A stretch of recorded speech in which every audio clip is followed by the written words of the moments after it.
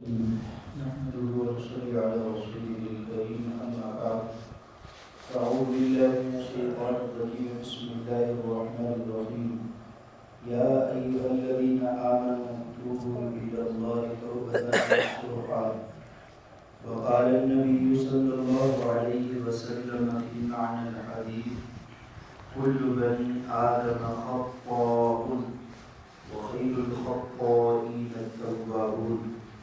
او كما قال رسول اللہ صلی اللہ علیہ وسلم۔ اے ایمان والو، تم اللہ کی طرف رجوع کرو، توبہ کرو سچے دل کے ساتھ۔ اور رسول پاک علیہ السلام نے فرمایا کہ سارے کے سارے انسان خطا کار ہیں اور بہترین خطا کار وہ ہے جو توبہ کرنے والا ہو۔ تو بات چل رہی تھی دعا کی اور رمضان کے عشروں کی۔ تو دوسرا عشرہ ہے اللہ تعالیٰ سے معافی مانگنے کا۔ اور میں نے قرآن کریم کی آیت تلاوت کی اور اللہ کے حبیب کا ایک فرمان، تو اس میں اللہ تعالیٰ نے ہر ایک کو کہا ہے یا ایھا الذین آمنو، سارے ایمان والوں کو اللہ نے حکم دیا ہے اے ایمان والو توبوا الی اللہ توبۃ نصوحا۔ اللہ نے ساروں کو کہا تم اللہ کی طرف سچے دل سے توبہ کرو۔ تو توبہ انسان جو اللہ سے کرتا ہے، جو معافی مانگتا ہے، یہ ضروری نہیں کہ حرام کام ہو۔ کبھی انسان حرام کام کرتا ہے اس پہ توبہ کرتا ہے، کبھی انسان کوئی ناپسندیدہ عمل جس کو شریعت مکروہ کہتی ہے، کبھی مکروہ کام ہو جاتا ہے اس لیے اس پر بھی توبہ ہوتی ہے۔ کبھی انسان کام کرتا ہے لیکن وہ کام ادب سے خالی ہوتا ہے، تو ادب سے خالی ہونے پر بھی اللہ سے معافی مانگتا ہے۔ کبھی شریعت نے دو حکم دیے ہوتے ہیں، ایک اولا ہوتا ہے، دوسرا غیر اولا، افضل اور غیر افضل۔ تو میں نے غیر افضل عمل کو لے لیا، اس پر بھی توبہ ہوتی ہے۔ تو توبہ کے لیے گناہ کا ہونا ضروری نہیں۔ نبی بھی استغفار کرتے تھے عمل کرنے کے بعد۔ قرآن نے یہ جو اذا جاء نصر اللہ والفتح، اس میں ذرا غور کریں، فسبح بحمد ربک واستغفرہ، یہ تو رسول پاک علیہ السلام کو اللہ نے حکم دیا۔ جب رسول پاک علیہ السلام کی عمر 60 سال ہو گئی، اب 20 سال کی طویل محنت کے بعد اب آخری عمر ہوئی، تو اللہ نے نبی کو حکم دیا فسبح بحمد ربک، آپ اپنے رب کی حمد کے ساتھ اللہ کی تسبیح بیان کریں، واستغفرہ، اور آپ اللہ سے معافی مانگیں، انہ کان توابا۔ تو نبی سے کوئی گناہ سرزد نہیں ہوا۔ انبیاء علیہ السلام سارے نبی گناہوں سے پاک ہیں۔ یہ تو انشاءاللہ اگر زندگی رہی تو کل کے اس میں عرض کر دوں گا۔ تو نبی علیہ السلام سے کبھی بھی گناہ سرزد نہیں ہوا، لیکن اس کے باوجود اللہ کہتا ہے واستغفرہ، اے میرے حبیب تو اللہ سے معافی مانگ۔ تو کئی دفعہ ایسا ہوتا ہے ایک چیز زیادہ فضیلت والی ہوتی ہے، دوسری میں فضیلت اور درجہ کم ہوتا ہے، تو کم درجے والی کو انسان لے لے تو اس پر بھی۔ تو بہرحال اللہ تعالیٰ نے سارے ایمان والوں کو کہا ہے یا ایھا الذین آمنوا توبوا الی اللہ توبۃ نصوحا، سچے دل سے توبہ کریں۔ اور اللہ کا حبیب کیا فرما رہا، کل بنی آدم خطاء، سارے انسان خطا کار ہیں، غلطیاں سرزد ہو جاتی ہیں، کبھی حرام میں مبتلا ہوتا ہے، کبھی یہ ہے کہ مکروہ اور ناپسندیدہ عمل میں انسان مبتلا ہو جاتا ہے، اور کبھی غیر اولا کام کر لیتا ہے، افضلیت دوسرے میں تھی، ہم نے دوسرا کام کر لیا۔ تو اللہ کے حبیب فرماتے ہیں سارے ہی انسان خطا کار ہیں، لیکن بہترین خطا کار کون ہیں، خیر الخطائین التوابون، بہترین خطا کار وہ ہے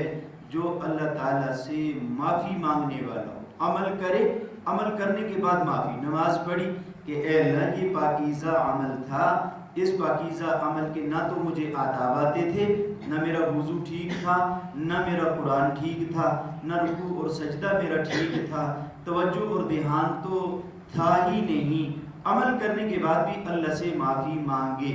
جس طرح کہ حضرت ابو بکر رضی اللہ عنہ کہتے ہیں میں نے نماز پڑھی، میں نے سلام پھیرا تو دیکھا ایک شخص کا ہاتھ میرے کندھے پر ہے، تو میں نے جب مڑ کے دیکھا تو اللہ کے حبیب ہیں، فرمایا کہ ابو بکر تو اللہ سے یہ کہ اللہم انی ظلمت نفسی ظلما کثیرا، اللہ یہ جو نماز پڑھی ہے میں نے اپنی جان پر بڑا ظلم کیا ہے، انہ لا یغفر الذنوب الا انت، اللہ تیرے کے سوا کوئی گناہ کو معاف کرنے والا نہیں۔ تو علماء نے یہی لکھا ہے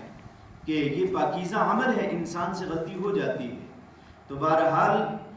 انسان سے بظاہر ہم لگتا ہے ایسے کہ میری کمی نہیں ہوئی، مجھ سے غلطی سرزد نہیں ہوئی، لیکن غلطی ہو جاتی ہے۔ غلطی صرف حرام میں مبتلا ہونا نہیں،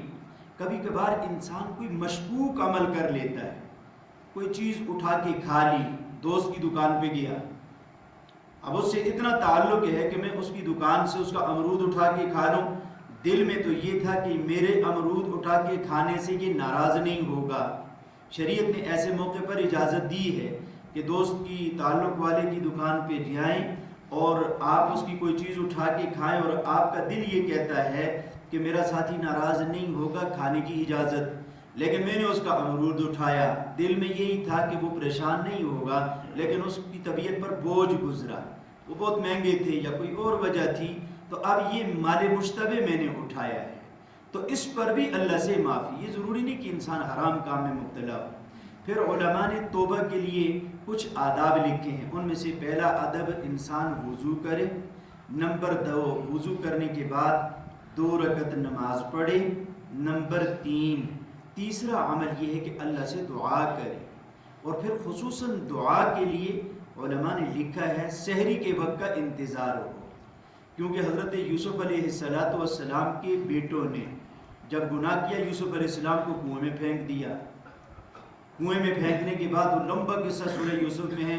باپ کو کہا کہ یوسف کو بھیڑیا کھا گیا، پھر اتنے طویل عرصے تک باپ روتا رہا۔ قصہ مختصر یہ کہ طویل عرصے کے بعد جب یوسف علیہ السلام اپنے باپ کو ملے تو وہ جو بیٹے جنہوں نے یوسف علیہ السلام کو اپنے باپ سے دور کیا تھا، انہوں نے فوراً اپنے ابا سے کہا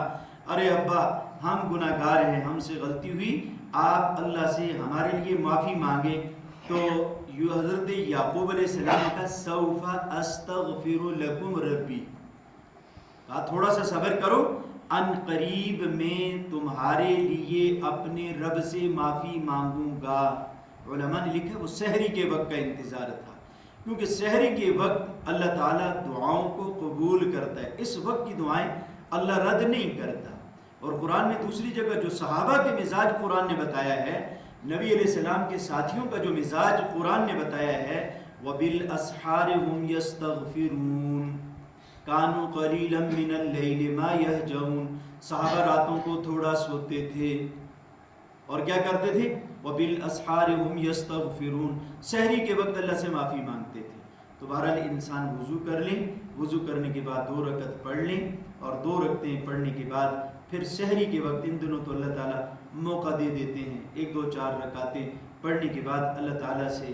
اپنے کیے ہوئے کہ اللہ کوئی حرام کام ہوا وہ بھی معاف کر، کوئی مکروہ کام ہم سے سرزد ہوا وہ بھی معاف کر دے، کوئی مشکوک کام ہوا ہے وہ بھی معاف کر دے، کوئی غیر افضل کام ہوا ہے اے اللہ وہ بھی معاف کر دے۔ تو یہ سحری کا وقت جو ہے یہ قبولیت کا وقت ہے۔ صحابہ کے مزاج میں بھی یہ چیز تھی، وَبِالْأَسْحَارِ هُمْ يَسْتَغْفِرُونَ۔ اللہ مجھے بھی آپ حضرات کو